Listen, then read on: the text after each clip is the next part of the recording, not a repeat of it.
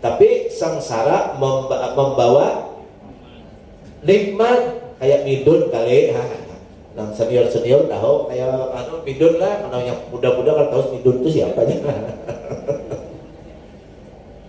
Akhirnya apa, tatkala sudah pisau udah dekat sama leher, disitulah ternyata Allah cuma ingin menguji imannya Nabi Ibrahim alaihissalam. Artinya apapun itu, jangankan harta benda, anak sekalipun, bahkan diri beliau sekalipun akan dikorbankan untuk Allah Subhanahu wa ta'ala. Artinya apa? Nabi Ibrahim lebih mencintai Allah daripada yang lain, maka diganti oleh Allah Ta'ala yaitu dengan seekor kibas dari surga. Nah, syariat itulah yang sampai sekarang menjadi syariatnya juga umatnya Nabi Muhammad SAW. Nyaman toh? Kita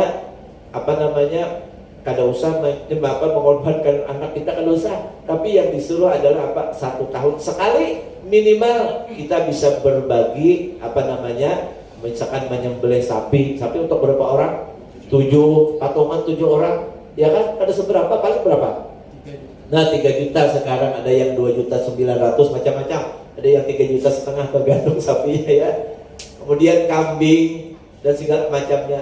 Sementara rezeki yang diberikan oleh Allah kepada kita itu begitu banyak. Nah, akhirnya apa?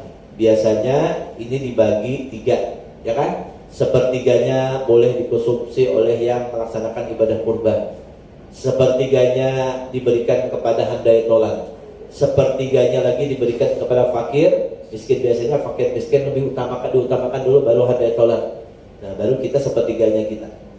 Nah, ini boleh. Nah, kalau itu adalah kurban yang hukumnya sunnah muakkad dan setiap tahun biasa dilakukan itu boleh kita mengambil sepertiganya. Tapi kalau ibadah kurbannya itu adalah yaitu kurban wajib, contohnya apa? Nanti aku kalau lulus kuliah atau diterima kerja, aku mau ikut berkorban sapi gitu misalkan lah. Nah, maka kita nggak boleh ngambil di situ karena itu kurban wajib. Beda sama kurban sunnah. Nah, maka kalau kurban sunnah yang hukumnya sunnah muakkad itu kita dibolehkan untuk mengambilnya 1/3 dari yang kita laksanakan. Biasanya dapat kupon berapa yang melaksanakan kurban ini? 7 ya. Masing-masing tergantung lah. Nggak ada yang biasanya 7 ya. Kalau di Al-Furqan itu 7 kalau tidak salah. Nah, apa-apa aja hikmahnya banyak. Yang jelas bahwasanya Allah Subhanahu wa ta'ala sudah juga menyebutkan di dalam Al-Quran tentang melaksanakan ibadah kurban ini. Intinya adalah kita berusaha untuk menjadi orang yang bermanfaat. Betul atau tidak? Kalau yang namanya manfaat itu adalah cuma menyembelih sapi, menyembelih kambing, bisa-bisa setahun sekali aja. Tapi ini bisa kita lakukan setiap saat. Apa itu? Sesuai dengan hadis Nabi Muhammad SAW, khairun nas anfa'uhum linnas. Sebaik-baik manusia adalah orang yang bisa mendatangkan, memberikan kebaikan, manfaat kepada orang lain. Baik itu pimpinan, baik itu ketua-ketua tadi apa? Misalnya apa tadi? Pembina. Nah, di setiap divisi-divisinya lah. Kalau di Novotel Jogja tuh namanya manajer. Kalau sini apa? Manajer lah. Kalau Bapak JF kan, nah ini manajer sama aja berarti lah. Kalau ulun kan sampai manajer sih di Novotel semalam. Jadi karyawan. Alhamdulillah. Kalau enggak kesini, bisa-bisa di sana terus di hotel terus, nggak bisa ceramah lupa. Ada hikmahnya juga ya. Ada hikmahnya, alhamdulillah. Dimanapun posisi kita, apapun profesi kita, semuanya bisa mendatangkan manfaat buat orang lain. Itulah sebaik-baik manusia. Nih, hotel ini tidak mungkin bisa, misalkan rame, tidak mungkin ada citra baiknya kalau misalkan mohon maaf bagian cleaning service-nya misalkan orangnya pengoler, ada daya bosnya. Kalau usah dibersihkan ya, akhirnya WC-nya bau pesing. Apa yang terjadi? Jangan menginap di hotel itu. Kenapa? Bau pesing. Tapi kalau misalkan kerjanya luar biasa, bukan kerjanya tuh tujuannya apa, yang tuju supaya bos senang ada, tapi aku kerja, aku selalu dilihat, ditatap dan dinilai oleh Allah Subhanahu wa Ta'ala. Yang terjadi apa? Maksimal dia dalam bekerja, mau ada bosnya kah, mau kada kah, tetap harus bersih. Ini misalkan bagian cleaning service ya biasanya itu ya. Coba bayangkan. Jadi jangan menganggap remeh cleaning service. Kalau cleaning service kan ada, wah sulit. Ya pembadilan. Nah ya makanya semuanya itu berperan luar biasa. Dan ingat bahwasanya apa yang kita lakukan, apa yang kita kerjakan, ini kerja kita, ini adalah semuanya bernilai ibadah di sisi Allah Subhanahu wa Ta'ala. Orang banyak sukses berawal dari dimana dia kerja. Jadi yang namanya kesuksesan itu bukan berarti mohon maaf duit banyaknya, belum tentu. Tapi yang namanya kesuksesan itu adalah orang yang bekerja bisa melayani orang lain dengan baik, bikin orang senang, bikin orang gembira, bikin orang puas atas kebaikan yang kita lakukan, walaupun orang melihatnya itu adalah kecil. Jadi kalau kita memahami yang namanya sedekah itu kadang mesti harus dengan apa? Dengan harta benda. Bisa pertama, bisa dengan ilmu. Amalkan sendiri dulu, belajar, amalkan sendiri, kemudian kita kita ajarkan lagi kepada orang lain. Insya Allah menjadi amal jariah. Apalagi diantaranya, mohon maaf, bimalihi tadi dengan harta benda yang setahun sekali yang setahun sekali tadi itu korban. Ya kalau nah nanti ada yang setiap saat ada, bahkan itu bisa mengalir terus pahalanya. Nah ini mungkin beli yasin segala macam lah. Ini yang ikut berperan di sini nih, dibaca yasin dapat terus pahalanya.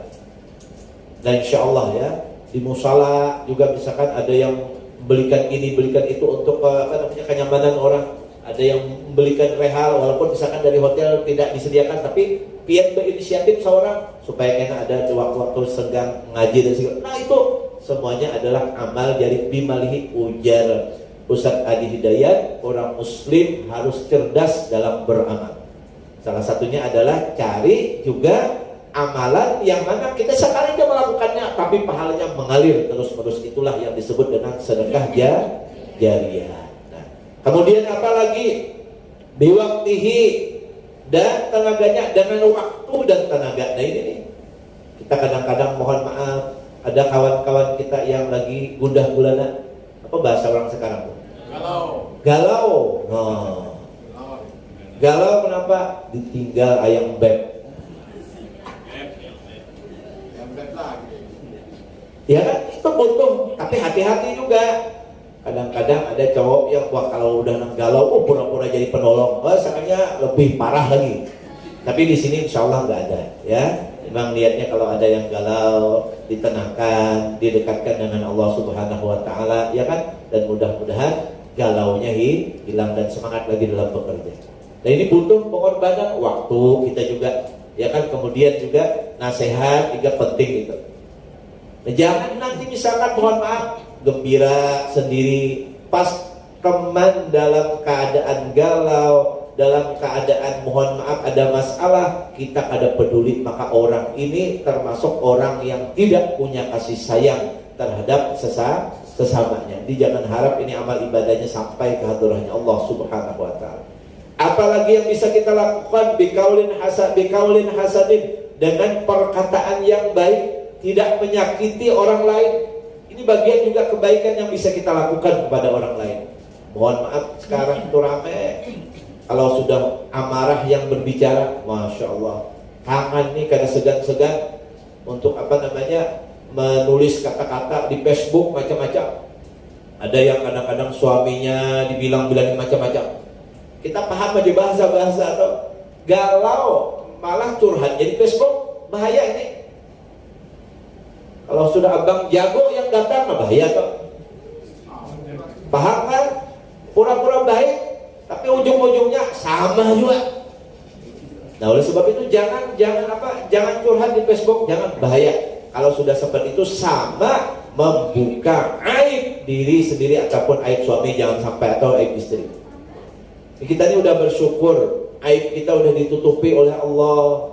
Malam berdosa, siang juga ditutupi Allah. Udah disebutkan oleh Nabi, di antara khususiatnya umat Nabi Muhammad ini adalah dia melakukan perbuatan dosa tidak langsung dibuka oleh Allah, sampai nanti kata Nabi, orang tersebut yang membuka aibnya sendiri. Nah, jadi berhati-hati kita. Kemudian yang berikutnya lagi adalah yaitu dengan sikap, misal mohon maaf, yaitu tabassum atau senyum, memperlihatkan wajah yang nyaman dilihat oleh orang lain. Nah, itu adalah bagian daripada sedekah dan juga silaturahmi kita.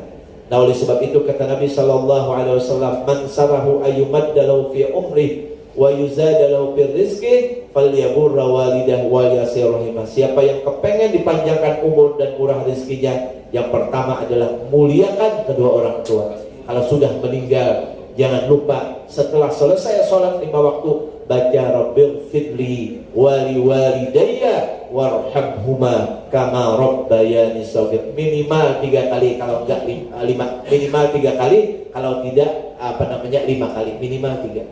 Insya Allah, walaupun kita kada maksimal menjadi anak yang soleh waktu orang tua kita masih hidup, Allah akan catat kita menjadi sebagai anak yang berbakti kepada kedua orang tua karena doa daripada anak itu tadi. Jadi jangan ditinggal.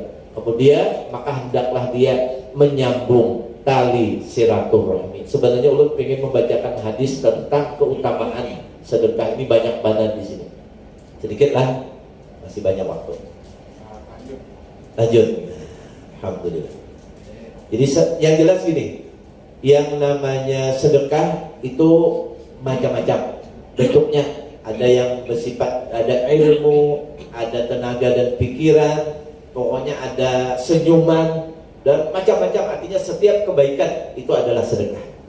Nah, oleh sebab itu, apa keutamaan sedekah ini? Yang pertama adalah yaitu sedekah itu tazidu fil umri, menambah umur, wa yuthibullahu biha arzalal akhlaq wa aswaha. Artinya dengan bersedekah itu Allah Ta'ala panjangkan umur orang tersebut, dan juga Allah Subhanahu wa Ta'ala orang tadi dihilangkan daripada akhlak yang hina. Artinya orang itu dimuliakan oleh Allah. Ini kalau orang coba ya senyum, senang menyapa orang lain, senang menolong orang lain. Yuk, siapa yang gak suka? Gak ada yang gak suka. Walaupun mohon maaf, mungkin kita biasa aja di suatu perusahaan, mungkin kita istilahnya di bawah musik, tapi kita orangnya begitu begitu mengamalkan hal-hal yang sepertinya kayak sepele. Insya Allah, pertama tadi dipanjangkan Allah Ta'ala umurnya, dan yang kedua adalah yaitu di sini disebutkan dijauhkan daripada akhlak tercela. Jadi orang itu terpuji nanti. Mau Ustadznya umur sudah ditentukan, betul. Yang dimaksud di sini bisa jadi memang Allah Ta'ala panjangkan, karena kita kada tahu umur kita berapa. Ada nggak yang tahu di sini umurnya berapa? Tidak ada yang tahu. Yaqullahu ma yasha wa yuthbit. Allah bisa menetapkan apa yang Dia kehendaki ataupun memang dihapuskan oleh Allah. Artinya bisa jadi nih umur kita asalnya adalah 70. Karena orangnya ini baik banget, senang dermawan segala macam, biar Allah Ta'ala kepanjangkan 5 tahun lagi.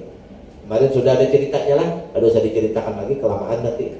Sudah ada ceritanya itu. Nah, itu satu. Atau bisa juga memang umurnya segitu aja, tapi karena dia rajin bersedekah dalam berbagai macam bentuk itu tadi, maka dia selalu dimudahkan Allah untuk berbuat kebaikan. Maksudnya adalah apa? Umurnya walaupun misalkan segitu aja, tapi orang tadi mudah berbuat kebaikan. Nah itu. Kemudian yang kedua, apa yang kedua adalah wasadaqatu tazidu fil mal wa tubariku wa tadfa'ul mufsidat. Sedekah itu juga menambah keberkahan di dalam harta kita. Mohon maaf, orang bisa jadi keberkahan itu nanti hartanya bertambah.